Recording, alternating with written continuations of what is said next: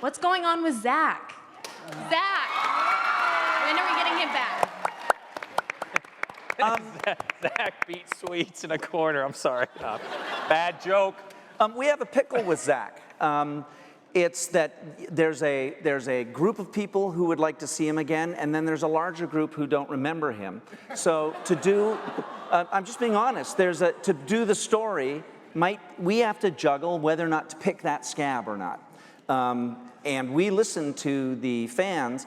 We also would need a story that took us there. And if we get to that story, we have a bunch of stories. For example, Stephen this year has written, every year we've thought, what is our version of 9/11?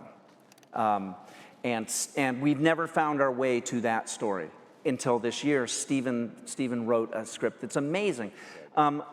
Zack is in a bin full, literally on my computer, of story ideas, or notions that we have to find a story to fit. This is too long an answer now. So if we find something that makes it worthwhile and Eric's available and it works for us and we find a way to give the backstory without boring 90% of the audience, then we'll do it. You know, that's one of the most asked Bones questions. Yeah. Did you ever anticipate when you killed him off? Oh, sure. Come on up and get it done. I mean, when you wrote him off. yeah. It was a cynical ploy for exactly that. Yeah. Not totally cynical. Yep. Next. Right up here. Oh, front. wow. They really just want a donut, I think. This is genius. You spoke a little bit about the different paths that you could take. Can you talk a little bit about how you break a season to the process of breaking an episode? Well, Stephen and I talk and discuss what personal stories we'd like to see.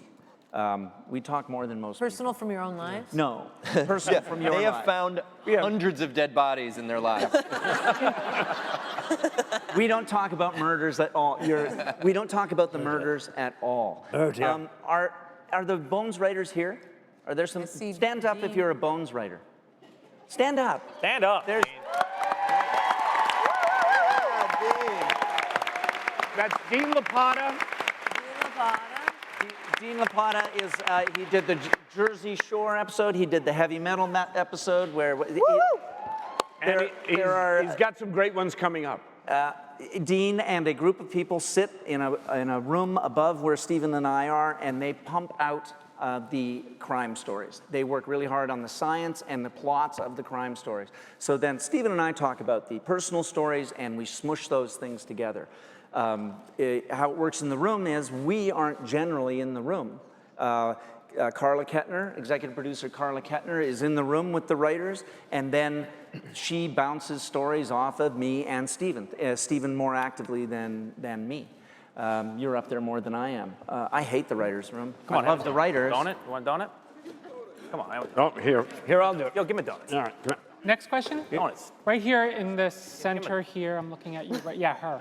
You. Wait for the microphone so the folks at home can hear you. It's exciting. Donut time. Who is it? Yeah, you. Yeah, you. You're like the doorman at 54. Oh. This message or question is for John Francis Daley. Between starring on the hit show Bones and writing the hit movie Horrible Bosses and the upcoming soon-to-be hit movie Burt Wonderstone starring Steve Carell and Jim Carrey, are you ever worried that you'll be perceived as too talented? And really, as a follow-up question, how are you so talented? First of all, I'd like to give a shout out to the asker of that question. That is Rob McKittrick, the director of Waiting. And that was my clever way of averting that question. Yeah.